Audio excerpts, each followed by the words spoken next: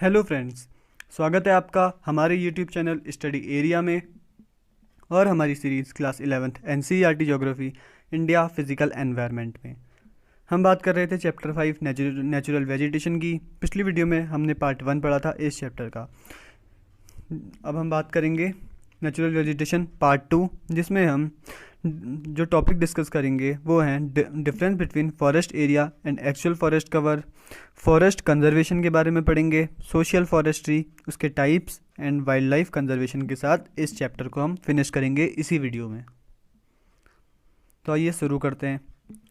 सबसे पहले देखें फॉरेस्ट कवर इन इंडिया। इसमें दो इम्पॉर्टेंट टर्म हैं, एक है फॉरेस्ट एरिया, एक है एक्चुअल फॉरेस्ट कवर। दोनों में डिफरेंस जानना बहुत ज़रूरी है।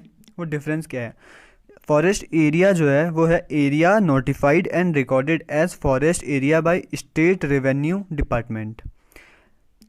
ऐसा एरिया जिसको गवर्नमेंट ने या स्टेट के रेवेन्यू डिपार्टमेंट ने फॉरेस्ट एरिया नोटिफाई कर दिया है, अनाउंस कर दिया है, उस एरिया को हम बोलेंगे forest area irrespective of the existence of the trees. चाहे वहाँ पे पेड़ हैं या नहीं है, लेकिन गवर्नमेंट ने बोला है कि वह एरिया फॉरेस्ट एरिया है, तो हम वो एरिया फॉरेस्ट एरिया माना जाएगा। और दूसरी तरफ एक्चुअल फॉरेस्ट कवर क्या होता है? Area that is actually under the canopy of the trees, यानी ऐसा एरिया जो वास्तव में पेड़ों से घिरा हुआ है या पेड़ों की कैनोपी के नीचे है, वो होता है एक्चुअल फॉरेस्ट कवर। अब ये कैसे आता है? वो तो गवर्नमेंट ने बोला। और इसमें कि वही इसका कैसे पता चलता है? एक्चुअल फॉरेस्ट कवर का एरियल फोटोग्राफ से पता चलता है और सैटेलाइट की इमेजेस से पता चलता है कि किस एरिया में कितने पेड़ हैं। तो फॉरेस्ट एरिया की अगर हम बात करें, वो है 23.28% इन इंडिया। टोटल इंडिया का जितना लैंड मास है उसका 23.28% गवर्नमेंट ने बोला है कि फॉरेस्ट एरिया है। और एक्चुअल फॉरेस्ट कवर कितना है? 21.05%। अब बात करते हैं variation in actual forest cover में। रीजन टू रीजन में क्या वेरी करता है forest cover, actual forest cover, यानी वास्तव में जहाँ पे पेड़ हैं कहाँ कितना वेरी करता है? जम्मू एंड कश्मीर में यही एरिया है 9.56, और अंडमान एंड निकोबार में चले जाएँ तो ये पहुंच जाता है 84.01% of total land mass in Andaman and Nicobar. तो इसके लिए एक क्लासिफिकेशन टेबल बना रखी है, उसकी ओर ध्यान दें। रीजन ऑफ हाई कॉन्सेंट्रेशन, जहाँ पे परसेंटेज ऑफ फॉरेस्ट कवर 40% से ज़्यादा होगा तो वो होगा रीजन ऑफ हाई कॉन्सेंट्रेशन। जैसे यहाँ पे अंडमान और निकोबार है, 84.01% है, तो 40 से ज़्यादा है, इसका मतलब रीजन ऑफ हाई कॉन्सेंट्रेशन। उसके बाद 20 से 40 के बीच में region of medium concentration. 10 to 20% होगा अगर तो रीजन ऑफ लो कॉन्सेंट्रेशन, और लेस देन 10% होगा तो region of very low concentration, यानी बहुत कम। यहाँ पे क्या है इसका एग्जाम्पल वेरी लो कॉन्सेंट्रेशन का? जम्मू एंड कश्मीर 9.56%। अब बात करते हैं फॉरेस्ट कंजर्वेशन की। फॉरेस्ट कंजर्वेशन के लिए गवर्नमेंट ऑफ इंडिया ने सबसे पहले जो पॉलिसी बनाई वो थी national forest policy, launched in 1952 में लॉन्च हुई। उसके बाद अमेंडमेंट हुआ, इसमें थोड़ा कुछ बदलाव आया। वो कब आया? 1988 में। अमेंडमेंट मतलब बदलाव, मतलब मॉडिफिकेशन कह सकते हैं हम। सबसे पहले नेशनल फॉरेस्ट पॉलिसी के एम्स के बारे में बात करेंगे कि आखिर इसके ऑब्जेक्टिव्स क्या क्या थे इस पॉलिसी के। सबसे पहले to brings 33% area under forest. हमें अपनी कंट्री का 33% एरिया फॉरेस्ट के अंडर लाना था। हालांकि ये अभी तक पॉसिबल नहीं हो पाया है, लेकिन इंक्रीज़ हो रहा है ईयर बाय ईयर। उसके बाद maintaining environmental stability and ecological balance. अगर 33% एरिया फॉरेस्ट के अंडर आ रहा है, इसका मतलब इकोलॉजिकल बैलेंस हो रहा है और एनवायरमेंट हमारा स्टेबल हो रहा है। Then check soil erosion. अगर फॉरेस्ट, हमें पता है कि ट्रीज़ बढ़ेंगे, ट्रीज़ क्या करते हैं? सॉइल इरोजन को कंट्रोल करते हैं। चेक सॉइल इरोजन मतलब सॉइल इरोजन को कंट्रोल करना। उसके बाद मैसिव एफोरेस्टेशन मतलब ज़्यादा से ज़्यादा पेड़ उगाना। To increase productivity of forest to meet the local needs. Local needs कौन सी है यहाँ पे? Timber, fuel wood, fodder etcetera are the local needs, ताकि ये लोकल पीपल तक ये नीड पहुँच सके। उसके बाद है massive people movement and increase women involvement. ये इंपॉर्टेंट स्टेप था। इसमें क्या था कि जो लोकल पीपल हैं वो फॉरेस्ट को इंक्रीज़ करने में या एफोरेस्टेशन में एक अहम भूमिका निभाएंगे। उनका इन्वॉल्वमेंट लोकल लेवल पे बहुत ज़रूरी हो जाता है। इसलिए people movement and increase in women involvement, और पीपल में भी अगर वुमेन ज़्यादा इन्वॉल्व रहेंगी तो ज़्यादा अच्छा होगा इस पॉलिसी के according. Then social forestry. Management and protection of forest for helping in environmental, social and rural development. Environmental development, social development और रूरल डेवलपमेंट के लिए ये बहुत ज़रूरी है कि हमारे फॉरेस्ट अच्छी कंडीशन में रहें। इसलिए फॉरेस्ट को मैनेज करना, उनको प्रोटेक्ट करना और उनको बढ़ावा देना ताकि वो फॉरेस्ट एरिया हमारा बढ़े, इसलिए environmental, social and rural development के लिए सोशल फॉरेस्ट्री में ये स्टेप लिए गए। नेशनल कमीशन ऑन एग्रीकल्चर ने सोशल फॉरेस्ट्री को क्लासीफाई किया है 3 पार्ट्स में। ये 3 पार्ट्स कौन से हैं? Urban forestry, rural forestry and farm forestry. वैसे तो आपको नाम से पता चल रहा होगा, अर्बन मतलब जो अर्बन एरिया में है फॉरेस्ट्री है, रूरल फॉरेस्ट्री मतलब जो रूरल एरिया में फॉरेस्ट्री है, एंड देन फार्म फॉरेस्ट्री। अब लेकिन हम इसको इंडिविजुअली डिटेल में पढ़ते हैं।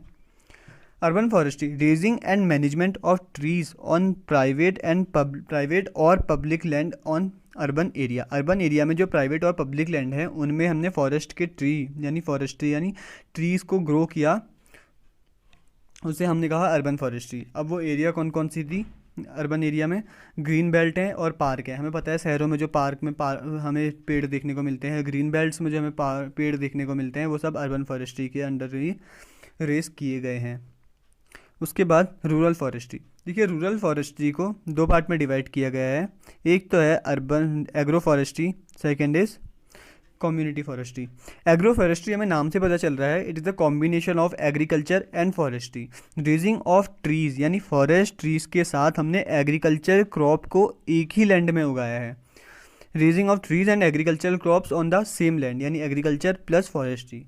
कॉम्बिनेशन ऑफ फूड, देखो इससे हमें क्या फ़ायदा होगा, हमें फूड भी एक ही लैंड से हमें फूड भी मिल जाएगा, फॉडर भी मिल जाएगा, फ्यूल भी मिलेगा, टिम्बर भी मिलेगा, सब एक ही सेम पीस ऑफ लैंड से ही मिलेगा। फूड मिलेगा हमें एग्रीकल्चर वाली क्रॉप से, फॉडर मिलेगा फॉरेस्ट्री ट्रीज से, फ्यूल भी मिलेगा, एंड देन टिम्बर भी हमें फॉरेस्ट्री ट्रीज से ही मिल जाएगा। उसके बाद है community forest, second type of rural forestry.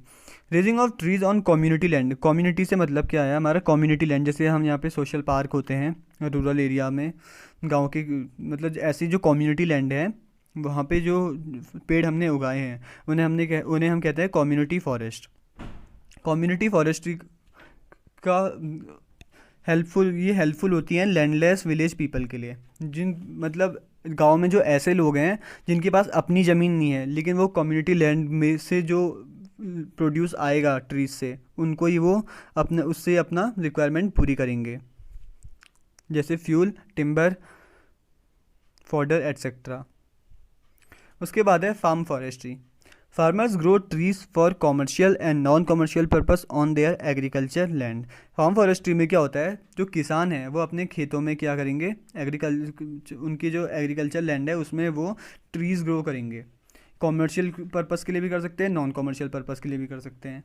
तो इसके लिए गवर्नमेंट ने क्या करा है, कोई जो सीड जो होती हैं ट्रीज़ की वो फार्मर्स को फ्री में प्रोवाइड कराते हैं, ताकि ये फॉरेस्ट्री को बढ़ावा मिल सके। फार्म फॉरेस्ट्री को बढ़ावा देने के लिए government provides free seeds to the farmers to grow on their farm land. तो ये तो थी फॉरेस्ट्री की बात। अब हम बात करेंगे वाइल्ड लाइफ की। 4 to 5% of total plant and animal known species on the earth found in India. जितनी टोटल प्लांट एंड एनिमल की नोन स्पीसीज़ हैं उनमें से 4 to 5% दुनिया की वो इंडिया में ही एग्जिस्ट करती हैं। तो इंडिया, इसका मतलब मैं क्या बोलता है, इंडिया में अच्छी वाइल्ड लाइफ बायोडाइवर्सिटी है। रीजंस फॉर डिक्लाइन, लेकिन आजकल हमें पता है कि वाइल्ड लाइफ जो है अर्थ में वो डिक्लाइन हो रहा है। उसके पीछे कारण क्या है? ये 6 प्रमुख कारण जो हैं इसके main reasons. Industrial and technological advancement. देखिए, इंडस्ट्री हमें पता है कि रोज ही ईयर बाय ईयर बढ़ते जा रही है और टेक्नोलॉजी में भी एडवांसमेंट आ रहा है। इसके कारण हम जंगलों को काट रहे हैं ताकि इंडस्ट्रियों का फैलाया जा सके। उसके बाद land cleared because of agriculture. Population हमें पता है कि एक बहुत बड़ा पॉइंट है, क्योंकि उसके कारण क्या होता है, पॉपुलेशन बढ़ रही है तो एग्रीकल्चर भी ज़्यादा हो रहा है, क्योंकि नीड जो है लोगों की वो बढ़ रही है फूड को लेके। तो इसलिए लैंड क्लियर हो रही है, फॉरेस्ट को काटा जा रहा है एग्रीकल्चर लैंड को बढ़ाने के लिए। देन ग्रेजिंग, लोग अपने जानवरों को चराने के लिए एग्रीकल्चर लैंड को नष्ट कर रहे हैं। उसके बाद है हंटिंग मतलब जो कोई फैशन के लिए करता है, कोई ट्रेडिंग के लिए करता है। पुराने ज़माने में ये बहुत हुआ करती थी। उसके कारण क्या है, वाइल्ड लाइफ को, जितने भी एनिमल स्पीसीज़ हैं उन सबको काफ़ी खतरा बना रहता था। लेकिन गवर्नमेंट ने अभी हंटिंग बैन कर दी है, लेकिन फिर भी कुछ लोग इलीगल तरीके से हंट करते हैं एनिमल स्पीसीज़ को। देन फॉरेस्ट फायर से क्या होता है, जो भी जंगली जानवर हैं जो जंगल में हैं उनको या तो वो मर जाते हैं। हमें पता है कि कई ऐसी स्पीसीज़ है जो एंडेंजर्ड हो गई हैं इसके कारण, फॉरेस्ट फायर के कारण, क्योंकि उनके लिए हैबिटेशन उनका इससे डैमेज हो जाता है। Increase in population require much produce. एक पॉपुलेशन, हमने बोला था कि एक इंपॉर्टेंट पॉइंट है, पॉपुलेशन अगर ज़्यादा हो रही है तो प्रोड्यूस भी ज़्यादा चाहिए। और प्रोड्यूस कौन सी है, फ्यूल वुड ज़्यादा चाहिए, टिम्बर ज़्यादा चाहिए, उसके बाद आपको फॉडर ज़्यादा चाहिए अगर आपके पास कैटल वेटल हैं।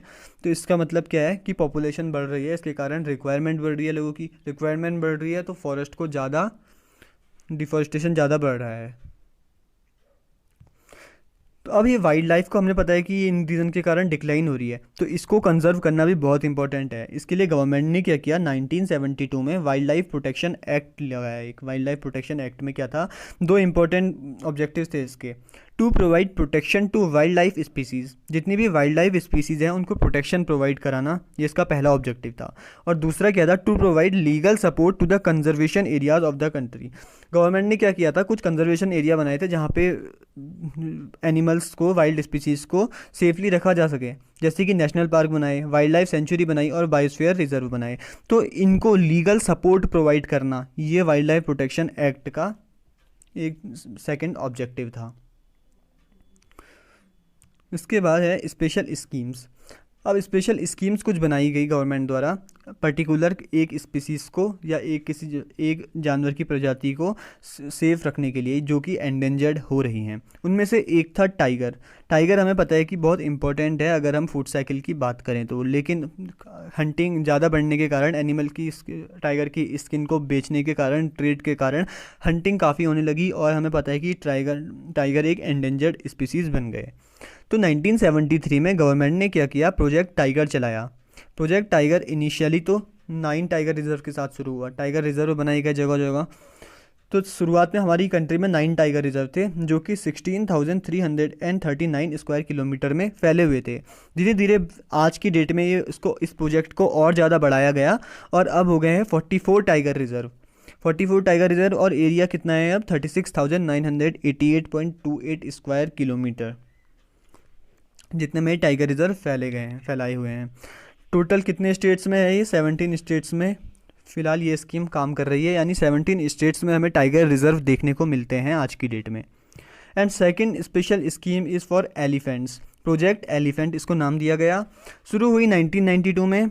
इसका कारण क्या था इसको शुरू करने का, या इसका ऑब्जेक्टिव की अगर बात करें, to assist states having wide range of population in different states.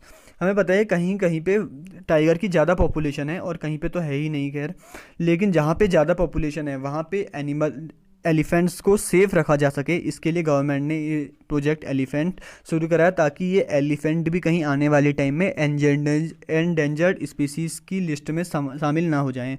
इसके लिए ये भी 27 यहाँ पे लिख दिया, लेकिन ये 17 है एक्चुअली। इसके अलावा गवर्नमेंट ने कुछ बायोस्फीयर रिजर्व बनाए। इस बायोस्फीयर रिजर्व को एड किया यूनेस्को की मैन एंड बायोस्फीयर प्रोग्राम ने। इसको हम मैप प्रोग्राम भी कहते हैं। यूनेस्को ने एक प्रोग्राम बनाया, man and biosphere programme internationally, जिसमें अलग अलग कंट्रीज़ ने बायोस्फीयर रिजर्व बनाए।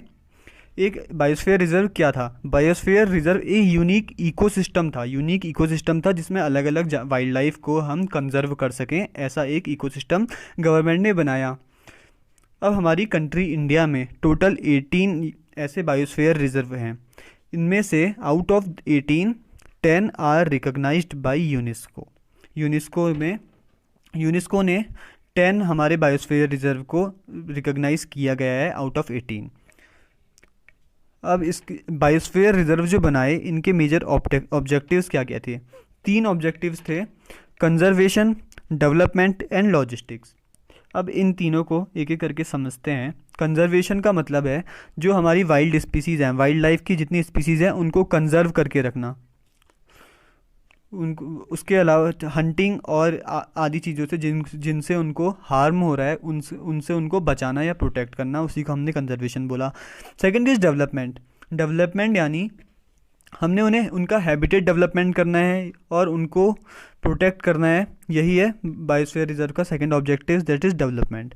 Third is logistics. लॉजिस्टिक का मतलब है रिसर्च लेवल पे, इंटरनेशनल लेवल पे जितनी भी वाइल्ड लाइफ हैं सब कंट्री की मिलाकर उन सबको एक साथ प्रोटेक्ट करना और एनालिसिस करना, उनके जितना उनका नंबर कितना है ये जानना, ये सब है लॉजिस्टिक में आता है। तो ये तीन इम्पोर्टेंट ऑब्जेक्टिव्स हैं बायोस्फीयर रिजर्व के, कंजर्वेशन, डेवलपमेंट एंड लॉजिस्टिक्स। अब बायोस्फीयर रिजर्व 18 हमारी कंट्री में हमने बात की, अभी कौन सी हैं आपकी टेक्स्ट बुक में लिस्ट दी है और उसकी लोकेशन भी साथ में दी है उनके एरिया के साथ, तो आपको ये खुद देखनी होगी आपकी टेक्स्ट बुक में। तो वीडियो अच्छी लगी हो तो लाइक कीजिए, शेयर कीजिए और हमारे चैनल को सब्सक्राइब कीजिए। इसी के साथ हमारा 5th चैप्टर नेचुरल वेजिटेशन इस वीडियो के साथ समाप्त होता है। अब अगली वीडियो में बात करेंगे चैप्टर 6 की।